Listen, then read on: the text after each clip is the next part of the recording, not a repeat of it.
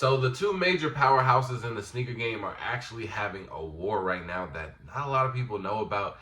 And me personally, I think it's a clear side winner as of right now, but this other brand is coming in hot. So if you aren't aware of who I'm talking about, it's Nike versus New Balance.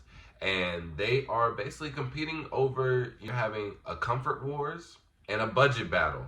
So these are the two things that they need to take control of really, really soon because Nike, that's why they've been losing a lot of their firepower. Their stock has been like all-time low because they've been focusing on all these retro Jordans, the Air Forces, the Dunks, all the hype stuff when it was trending. And they noticed that no one's really gravitating towards that anymore because one, their retail is so high and they keep on raising it every year. And then two, we're moving in an age of comfort.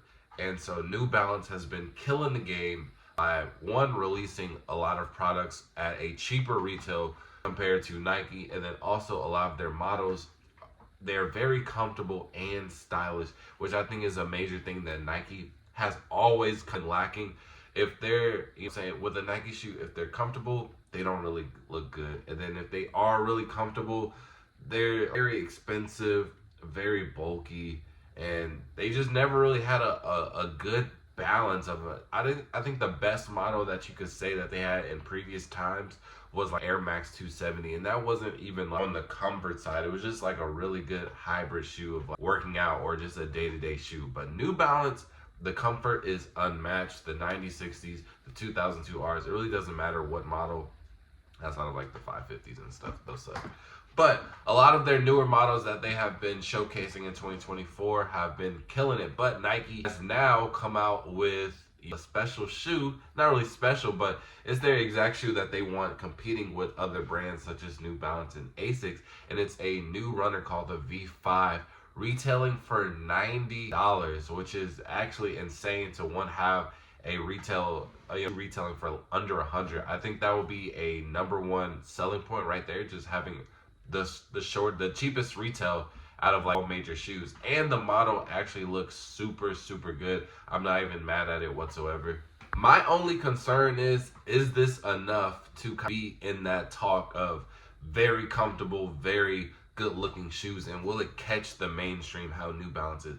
Because me, honestly, I think Nike has actually came out with some good products that are not only comfortable but in a good price range as well. The Vomeros being one of the more expensive, which is only $160, which is on the same pricing as New Balance, a little bit more than Asics, depending on the Asics model. But the Vomeros, I think, is one of the best stylish and comfortable shoes. They are super comfortable. Then they also just released the Y2K Pegasus. Those are fire. Those are some of the most comfortable shoes that I've had, and they're really stylish. I think with those shoes, I always get the most like looks, and people ask me what they are. And my whole thing of saying this is that, and oh, there's one more too, the P6000s. Those, now comfort wise, I've had people tell me that they're comfortable. I haven't personally wore them, but again, they are another stylish shoe. A lot of people, anytime I post those, everybody's like, dang, what are those? I never seen those before. So I say all this to say, does this new runner justify for Nike being put in the spot, or is it going to shed some limelight on them competing in New Balance's space? Because they already have good shoes, which just, I guess, a lot of people don't know about, maybe. I don't know. I know when New Balances and Asics kind of just popped off this year, that was all I saw in the gym outside. I think with the 9060s, really all of them, the 2002Rs, they're also versatile, so you see them all the time. Versus Nike, a lot of these Nike shoes, you're going to see a specific Nike shoe in a specific environment. But I will say, as of lately, I have seen more New Balance, more Nike than before, but I don't think it still outbeats the number of New Balances I see. But if they do market this specific shoe right, I think it will trickle down and shed some light on these other models, which me personally, I think should already be competitors with the current New Balance models. It's just that they're not getting the real attention that they deserve. And again, the Vomeros, which is the most popular one as of now, it is a little bit popular, but I don't see it as much as people wearing 90-60 nowadays. So hopefully Nike wins this war, because one, that'll mean they notice that this retail is super important. So all of your Jordans and all of the rest of your other shoes too, where you keep on increasing the retail, let's just reel it back in just a little bit.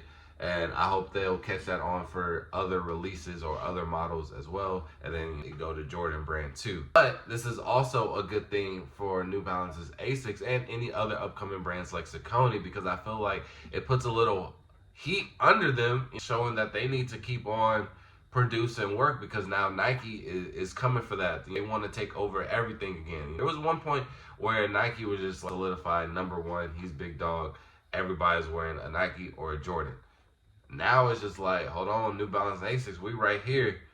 And it was basically, you came to, for a little bit, New Balance was the number one dog.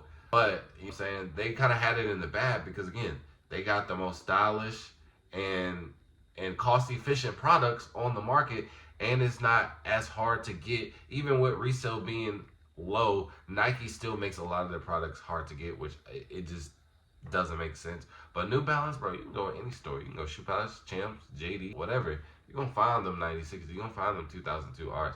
And you're going to find a type decent colorway as well. So I think the accessibility for those as well is even better. So, but you're going to keep on working to compete with Nike, because if Nike takes that back, then I think the shift will just automatically go back to Nike. Because like I said, I've said this on other videos, I don't think Asics is staying around too long. I think it's just like so forced. New Balance, I think they solidified their spot. But if Nike takes over comfort, bro, Asics, nobody gonna know about you again in about a year, bro. I ain't gonna lie to you. So this is really good for the sneaker game, and I hope Nike wins this little battle. But let me know what you guys think. Who are you going to if you're trying to go for comfort or efficiency within the price, man? I'm actually curious. Who makes the better products when you factor all that in? Let me know in the comment section below. And with that being said, fall out. Peace.